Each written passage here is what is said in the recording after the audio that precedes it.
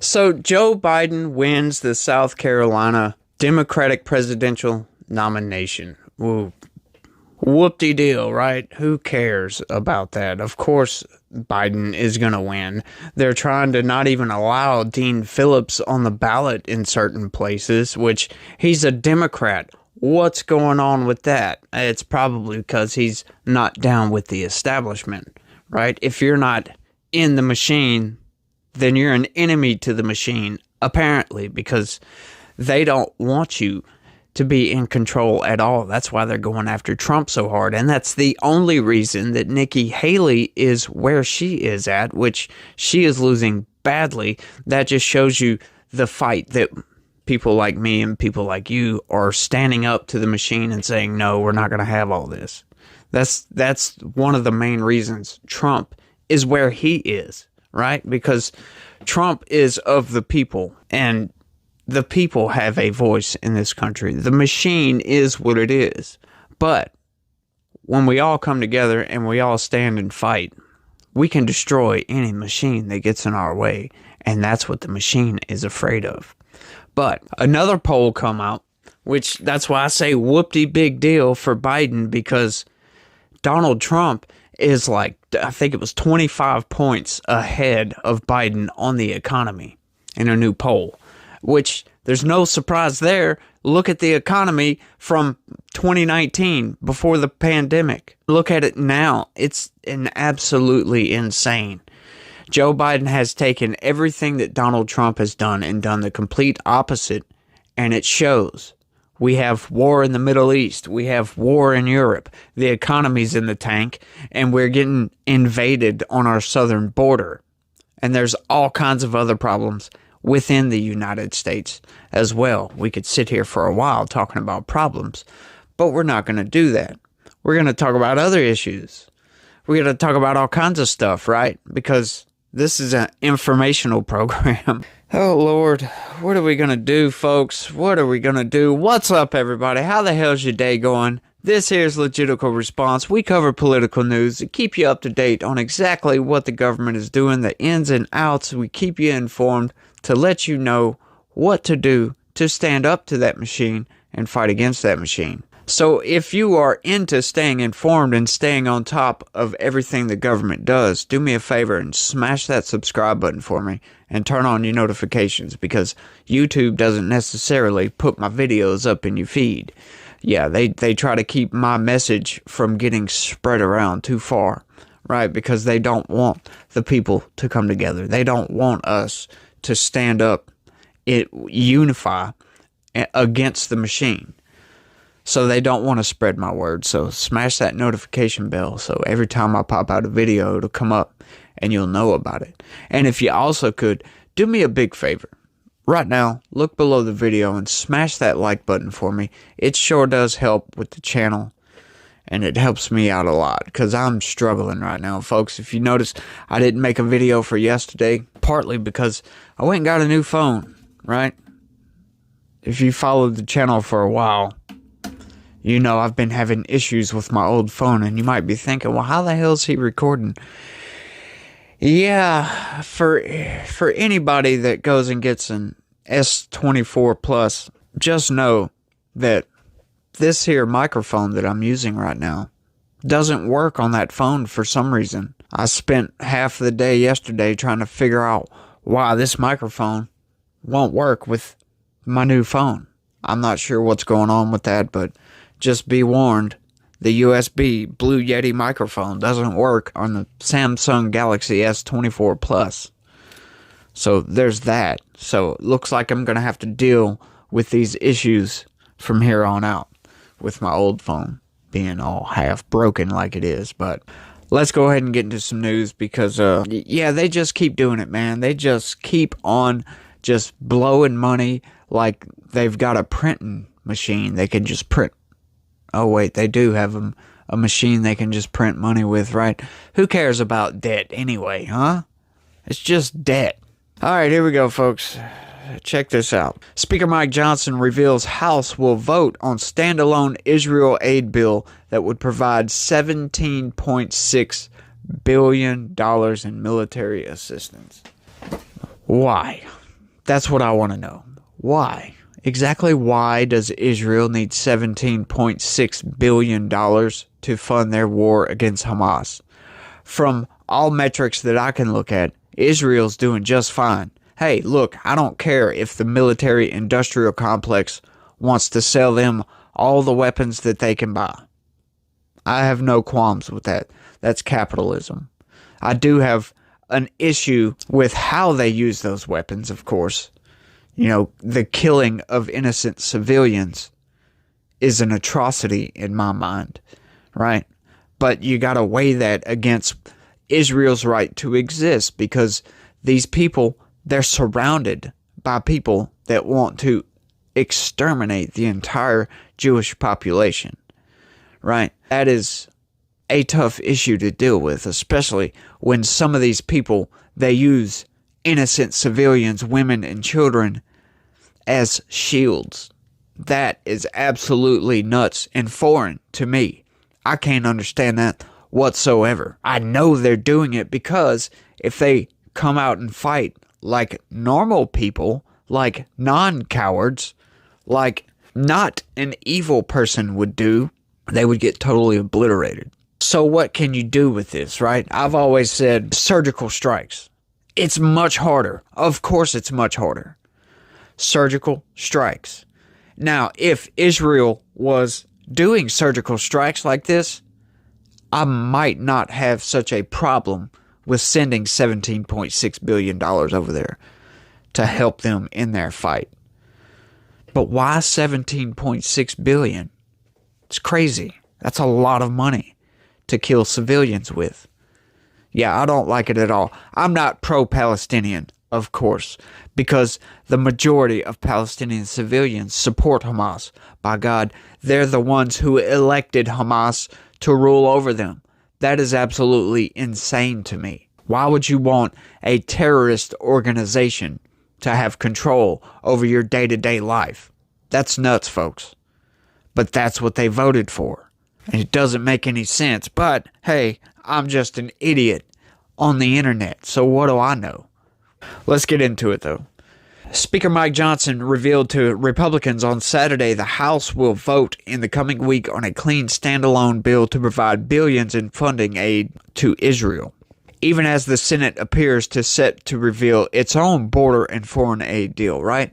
That bill is going to be dead on arrival, right? Like I've joked about before, we've seen an article from these mainstream narrative machine propaganda outlets pretty much every single day for the past week. It's been, this Senate border Ukraine funding bill is dead on arrival in the House. They've said it every single day.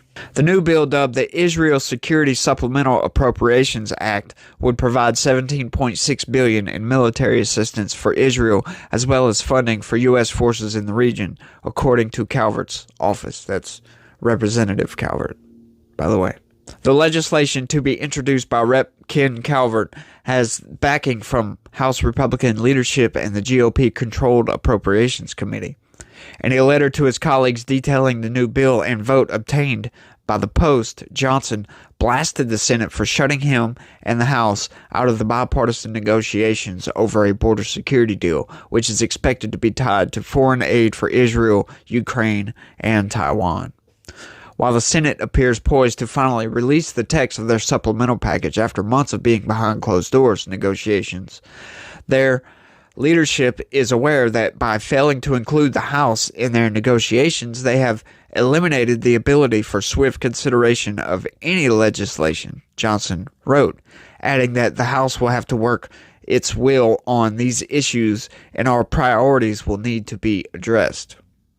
Right, and there seems to be an impasse at some of this stuff because there's been rumors leaked about this so-called border security package that doesn't really seem like it should be called border security package. It seems like it should be called border business as usual package because that's what it seems like. It reduces, or it's right, quote unquote, reduces the number of people that are allowed to come across illegally. Yeah, I didn't stutter when I said that, by the way. It reduces the number of people allowed to come across our border illegally. Why are we allowing people to come across our border illegally? Right? We should be trying to stop people from coming across the border illegally. And then we're just letting them come into the country. You give them a court date and then ship them off to Chicago or New York where they can go and destroy these cities, right? Even Joe Biden knows what allowing this many migrants will do. He said in a speech in 2007 that it will turn these cities to dust. That was one of his quotes. And he's allowing it, so he knows this is going on. He knows this is going to destroy cities, right? It's going to overload the systems. It's going to tear people's lives apart. And he allows for it to go on anyway. So it's like, what are you thinking, Joe Biden? Here I go. Tangent news, folks. Tangent news. Johnson continued to tear into the Senate for its failure to move appropriate legislation in a timely fashion amid the perilous circumstances currently facing Israel, and said the House would take the lead to ensure aid for the United States Middle East ally. Next week, we will take up and pass a clean, standalone Israel supplemental package, he wrote. During debate in the House and in numerous subsequent statements, Democrats made clear their primary objection to the original House bill was with its offsets. The Senate will no longer have excuses, however misguided, against swift passage of this critical support for our ally. Last year, the House approved $14.3 billion in aid to Israel amid its war with Hamas, which was offset by IRS spending cuts that Democrats opposed.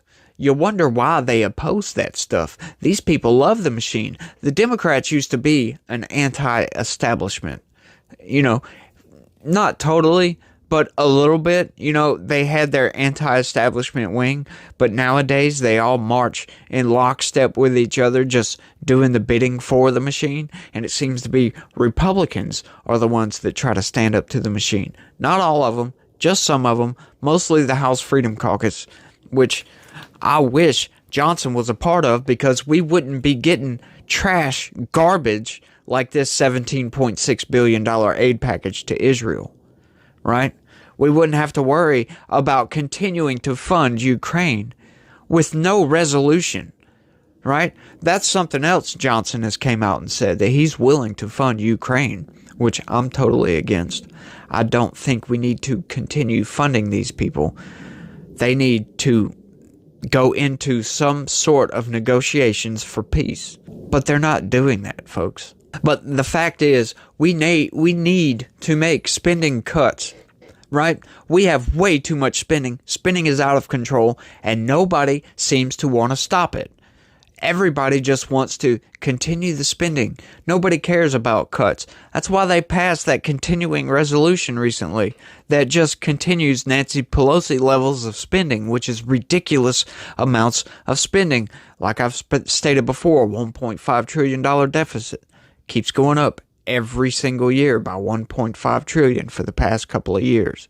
That is insane, folks. That is a problem.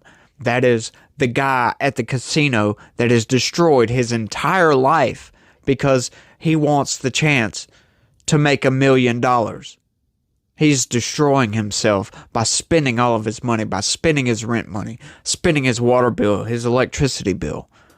He's eventually going to be in the poorhouse, kicked out of his house, living in his truck or something, or on the streets with nothing. That's what bad spending does to somebody. And we have been spending badly for a long time. And it's not just Biden, right? Trump oversaw, $5 trillion added to our debt? I mean, by God, we've went from, I think it was $6 trillion in debt in the year 2000 to 34 plus in 2024. That is absolutely insane. That's trillion dollars with a T. That is nuts, folks. What in the hell are we doing?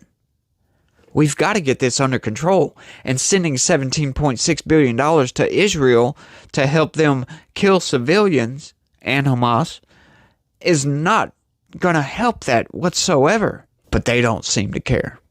Let's continue. It's unclear whether the Senate would consider a standalone Israel aid bill. Majority Leader Chuck Schumer recently announced that he expects the text for the Senate's supplemental spending bill for Ukraine and Israel, as well as border security measures, to arrive by Sunday and for the upper chamber to begin voting next week. Well, all I can say to that is good luck, Chuck Schumer, because your ideas of spending cuts and budgets don't make any sense whatsoever. You're totally willing to go along with $1.5 trillion deficit, right? That's spending more money than what we have. What in the hell are they doing with that, however much money they get from taxes at $5 trillion, I think it is, that they get from taxes that taxpayers pay every single year? It's just absolutely nuts. They want to spend money on dumb projects like building a statue for Nancy Pelosi in San Francisco, or building this park over here in Alabama, or making an entirely new FBI headquarters for no apparent reason, when their current building, the J. Edgar Hoover building, is huge and it's nice and there's nothing wrong with it. Why are they making a new building? Just to spend more money, and that's my and your money. Our hard-earned tax dollars go to pay for that. And I don't particularly care for it. I have trouble saying particularly. It's a hard word to say if you think about it, but that's all I got for this one, folks. I want y'all to let me know down in the comments section what you think about $17.6 billion going to Israel. Are you okay with our hard-earned tax dollars going to aid a foreign country like that? I don't personally care for it. I think there is many things in the United States that money could go toward. Like, hey, why not help our veterans, right? Our veterans need a lot of help. How about adding some more CBP agents that will actually do their job and stop migrants from coming across that border? Or how about finish that damn border wall so we don't have to hire people to oversee people coming across the border illegally? But y'all let me know what y'all think down in the comments section, and that's all I got for this one. I want to thank everybody for watching, and y'all try to have a good day and be positive. Peace. Don't forget to hit the like.